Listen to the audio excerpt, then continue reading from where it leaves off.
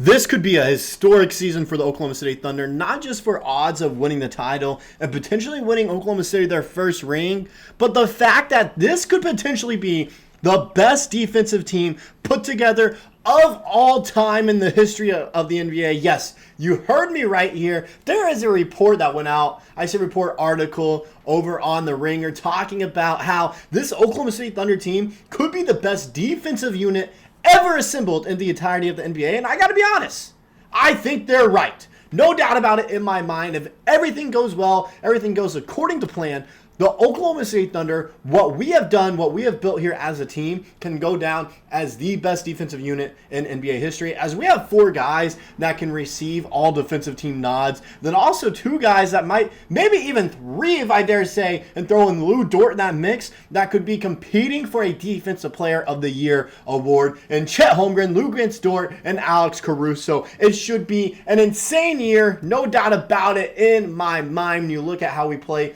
defensively, as it seems like we have a defensive threat in every single player. And it looks like J-Dub might be our worst defensive player, which is crazy thing about considering he is already a great defensive player. We're going to break that all down here today on Thunder Digest, along with this article, talk about it in depth, because there's a lot we got to cover here. Before we get all that, though, I want to take a quick moment and recognize that still 66% of you guys coming back and watching these videos are not subscribed to the channel. Like I always mention, if you find yourself coming back on a regular basis and you're watching these videos all the way through, go ahead, hit that subscribe button. It's the best way to support my channel here. With that out of the way, we can go ahead and get into talking about how we could just have a defensive monster here in OKC. And it's like I've said before, this isn't a necessary monster or a 3-headed like dragon or horse. This is a hydra that we have here. You cut off one head, you get by one of our defenders. We have someone else waiting for you there, whether that's Isaiah Hartenstein, Shai Gilgeous-Alexander, J-Dub, J. Will, Cason Wallace, Aaron Wiggins, Isaiah Joe. We are loaded with defensive talent. And I guarantee you, if we try to make a move during the regular season, it will also be for another defensive menace on the boards and in the paint as well. Now, going into the article, go ahead and go and start talk about this before, I just want to go ahead, get it out of the way. This season, armed with a robust collection of electrifying talent that warrants championship or bust expectations, the Oklahoma City Thunder may have the best defense in NBA history. Hey, not my words. Michael's down here. These are Michael's words. This sentence is admittedly a bit presumptuous for a few reasons. Whenever teams from different eras are compared, headaches follow. Crowns are forever subjective. In this context, people can look at the Boston Celtics, Minnesota Timberwolves, Orlando Magic. They finished top 3 in defensive rating. Wonder why they aren't receiving the same type of speculative praise and not necessarily be wrong. All are stout in their own ways, but the Thunder are coming off a year in which they boasted the 4th best defense, and pretty much every personnel decision they made this summer was like polish or a scuffed gemstone. They shed the biggest liability in their starting 5. We all know who that was. Preserved the rest of their young and improving roster. Continuity matters. And then added 2 standout defenders in Alex Caruso and Isaiah Hartenstein. Blah, blah, blah, blah, blah. Most glaring problem. For most organizations, this would be a triumphant coda. The final step after years of trial and error in Oklahoma City. It feels more like a chrysalis has split. However pronounce that word. It's pretty much a cocoon. This beautiful butterfly is coming out of the cocoon finally. And we are here to compete and dominate, baby. No doubt about it in my mind. And as you can see, those were my words. Those were Michael's. Those were Michael's over at The Ringer. If you don't think that the Thunder are going to have the best defensive team in all of NBA history, take it up with him. All right? I just happen to agree with the guy. I think he's a smart guy for saying that. Am I wrong for saying that? No, not at all. Not at all, not one bit. And he has a point there. Where some teams, they had to focus on offensive pressure, building up an offense since they already had the defense. An example would be Orlando, going out and getting Kentavious Caldwell-Pope, who is a spark plug as an offensive player. Whereas the Thunder, yes, we could have upgraded our offense a little bit better, but we did that in a certain way with shooting splits. When you look at Caruso and Hartenstein, that's how we did it. Not necessarily getting the stats and points right there. Oh, we need to go get someone that averaged 16 points a game last year. No, not at all. We just need guys that are efficient, that can give us a good amount of points on a nightly basis, anywhere from 8 to 10. Because our offense was already one of the best in the NBA. What we needed to do was just bolster our defense a tad bit more, as we knew that was a little bit of a hole when we were playing some just offensive masterminds and like Luka Doncic and Anthony Edwards, some of those guys, Nikola Jokic, and that's what we did with our two guys. Now, some more what was said in the article here, real quick. For opponents trying to strike, where's the entry point? This is where I get into, talking about how it's a hydra, how you're cutting off one head and there's more people there.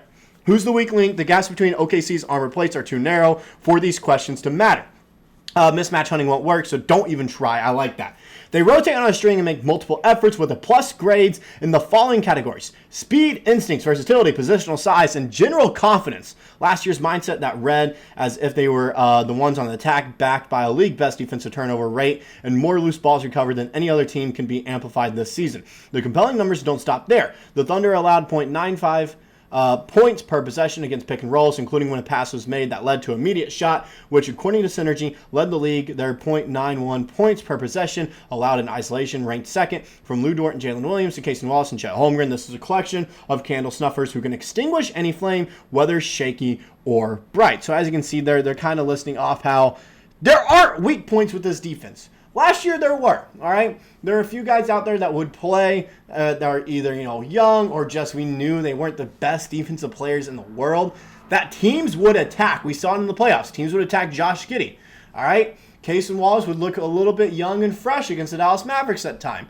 Even J-Dub and Chet would at times. Now we have that experience a little bit, and we added in some veteran presence leadership on the defensive end that should help lock us down even more to be the favorites out of the West and even the favorite to win the entire thing. Now, the final part of the article here that we're going to kind of talk about, because this was a ton, and I can also give you guys a link to the article if you guys are trying to read it some more. Just let me know down in the comment section. Dort's physicality worms into the head of whoever he's guarding. Like every great on-ball defender, he tirelessly works to disrupt rhythm, turning unfettered drives into contested jumpers. What elevates Dort is how he visibly frustrates scorers who, when up against almost anyone else, hardly sweat, as was evident by the league-high 52 non-charge offensive fouls he drew last year. Shai Gilgeous-Alexander is 6'6" and plays defense like he wants the ball more than anyone else on the court. His 150 steals tied for lead in the NBA last season when he finished 7th for Defensive Player of the Year. It's an incredible mindset that can be applied to every MVP candidate. Wallace's Drew Holiday's mini-me. I like that. Nuisance for 94 feet with twitchy hips that complement even quicker reflexes. There aren't five rim protectors more audacious than Holmgren, who defended more shots at the basket than everyone except Brook Lopez last season.